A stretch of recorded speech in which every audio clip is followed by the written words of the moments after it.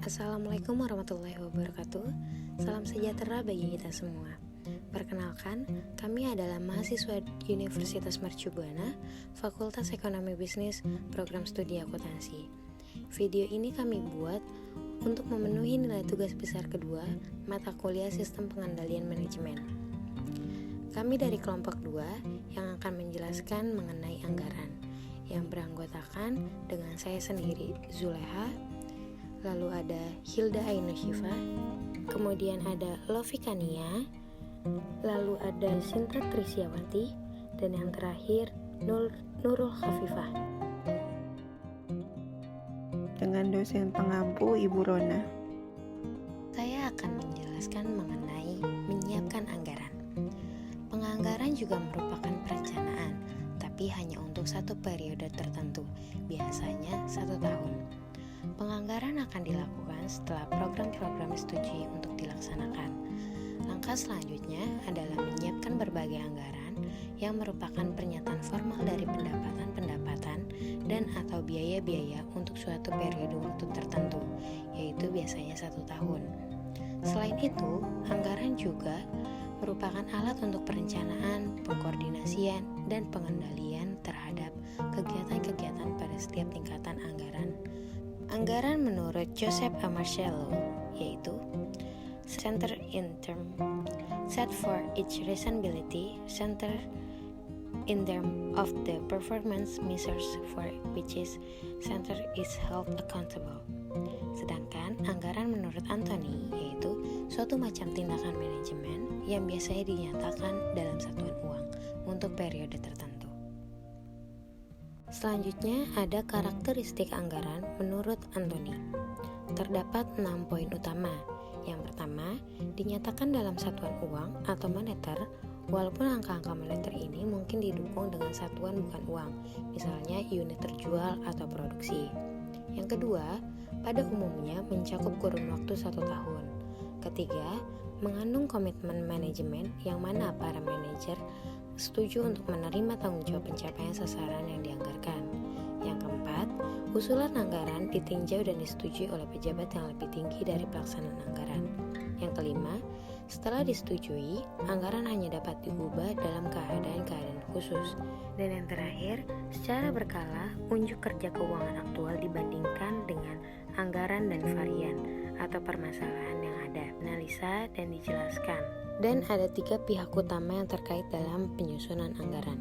Yang pertama, komite anggaran. Kedua, departemen anggaran. Yang ketiga, para manajer pusat pertanggungjawaban. Sedangkan penyusunan anggaran dikoordinasikan oleh komite anggaran yang terdiri dari manajer fungsional dan departemen anggaran. Sifat anggaran yang pada umumnya terbagi menjadi 3, yaitu realistis, luas, dan kontinu. Dimulai dari realistis, yaitu tidak terlalu pesimis maupun optimis. Kemudian ada luas yang artinya tidak terlalu kaku dan mempunyai peluang untuk disesuaikan dengan yang mungkin berubah. Untuk itu, pihak manajemen perlu mengamati perubahan lingkungan yang terus-menerus terjadi agar dapat melakukan penyesuaian bila mana diperlukan. Dan yang terakhir, kontinu, artinya membutuhkan perhatian terus-menerus dan tidak merupakan suatu usaha yang insidental. Pengertian anggaran. Pernyataan formal dari rencana manajemen perusahaan untuk metode tertentu untuk mengkomunikasikan tujuan perusahaan yang disepakati. Perusahaan biasanya mengusulkan anggaran untuk merencanakan dan mengontrol pendapatan mereka yang bisa disebut inflow, pengeluaran yang biasa disebut outflow. Kegagalan untuk menyiapkan anggaran dapat menyebabkan masalah arus kas yang signifikan atau bahkan bencana bagi perusahaan. Selanjutnya ada hubungan anggaran dan perencanaan strategi.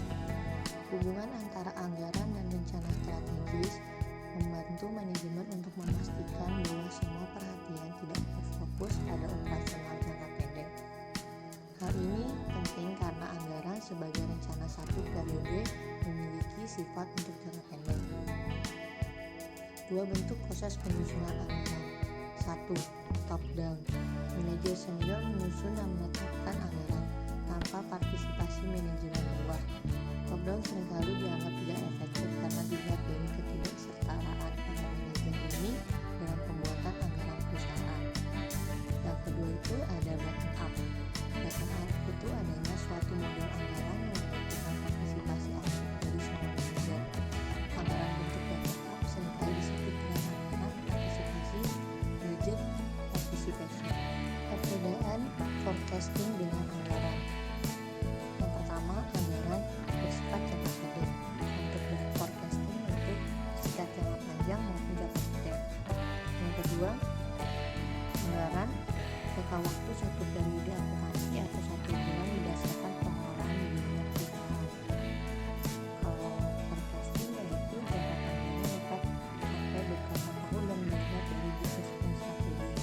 Yang ketiga, anggaran selalu disiapkan sebelum masa pelaksanaan. Untuk forecasting, jangka pendek biasanya dilakukan untuk tujuan operasional. Yang keempat, untuk forecasting, pendapatan dapat mengakibatkan adanya penyesuaian di rencana produksi dan tingkat persediaan. Yang kelima, untuk forecasting, perusahaan jasa biasanya forecast ini digunakan untuk penentuan staffing level. Setelah itu ada kejumlahan anggaran. Menurut Robert Daviga yang diterjemahkan oleh Artex Pembawa Cekawala dalam bukunya Manajemen Kontrol Sistem tahun 2005 halaman 70, ada beberapa kejumlahan anggaran. Yang pertama itu untuk menyesuaikan rencana strategis. Yang kedua, untuk membantu koordinasikan aktivitas dari beberapa bagian organisasi.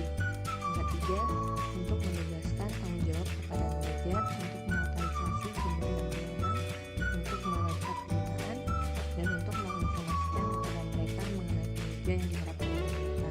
Setelah itu yang terakhir, untuk memperoleh komitmen yang merupakan dasar untuk mengevaluasi kinerja aktual manajer.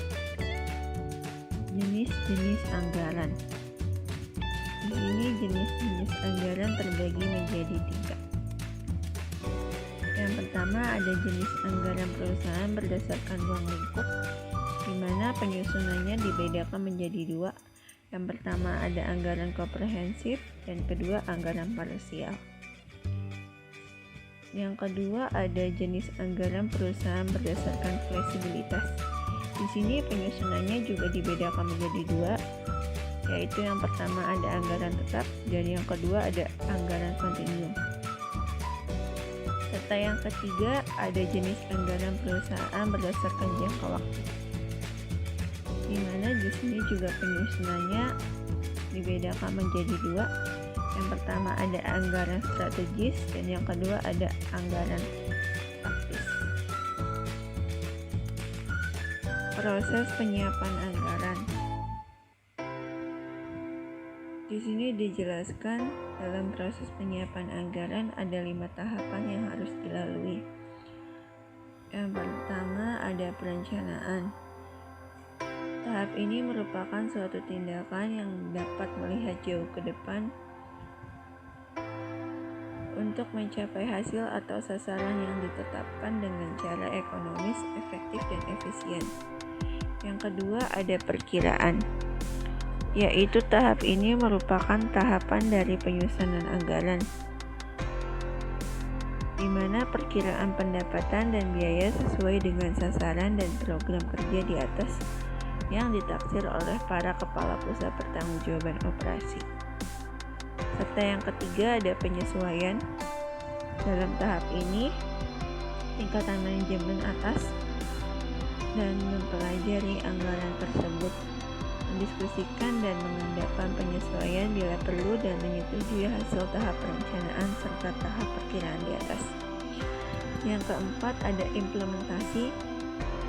Tahap ini merupakan tahap pelaksanaan, yaitu kegiatan yang dilaksanakan sesuai dengan anggaran yang telah disetujui guna mencapai sasaran yang telah ditentukan sebelumnya. Serta yang terakhir ada realisasi dan evaluasi. Tahap ini merupakan setelah pelaksanaan anggaran secara periodik perlu diadakan evaluasi dengan membandingkan anggarannya dengan realisasinya serta mengadakan tindak perbaikan untuk periode berikutnya. Aspek dan perilaku penyusunan anggaran.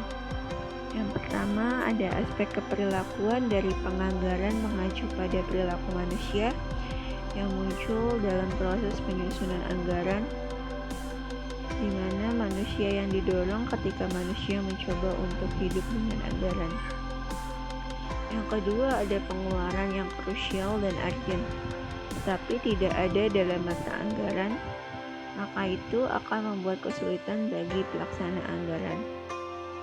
Dan yang ketiga, ada alasan manajer melakukan kesenjangan anggaran atau budgetary slack sebagai berikut.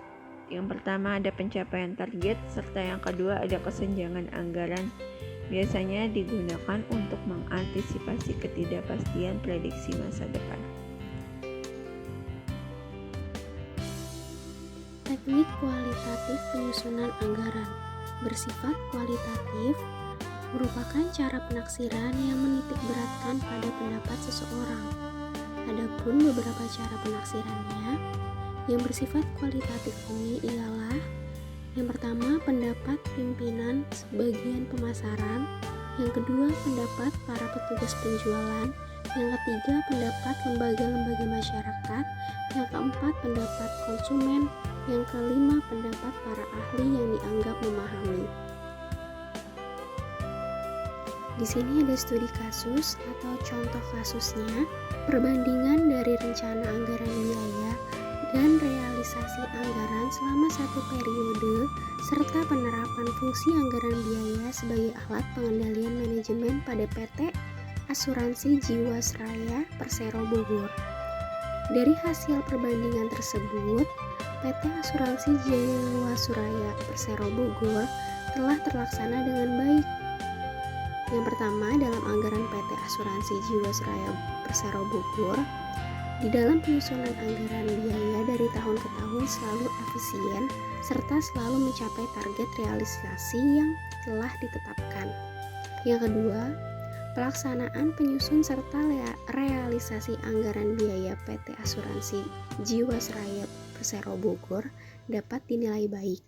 Yang ketiga, fungsi anggaran biayanya sebagai alat pengendalian manajemen dinilai baik dalam hal penerapannya. Yang keempat, varian yang dihasilkan dari anggaran biaya bernilai efisien karena sudah berada di atas 50% dalam pencapaian targetnya. Yang kelima, pengendalian manajemen dapat dikatakan sangat amat baik. Kesimpulannya, anggaran merupakan suatu rencana keuangan periodik yang disusun berdasarkan program-program yang telah disahkan. Bisa juga diartikan anggaran adalah rencana tertulis mengenai kegiatan suatu organisasi yang dinyatakan secara kuantitatif dan umumnya dinyatakan dalam satuan uang dalam jangka waktu tertentu. Anggaran mempunyai fungsi sebagai fungsi perencanaan, fungsi pelaksanaan, dan fungsi pengawasan, di mana suatu fungsi tersebut dimanfaatkan untuk mencapai tujuan dan apa yang telah diharapkan dari penyusun anggaran tersebut, sehingga berjalan baik sesuai apa yang telah diharapkan.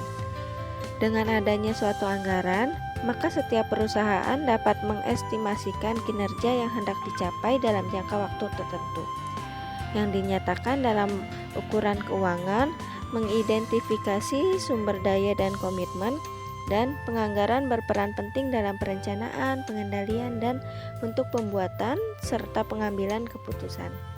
Terima kasih. Sekian yang dapat kami paparkan, semoga dapat bermanfaat bagi kalian yang menonton. Atas perhatian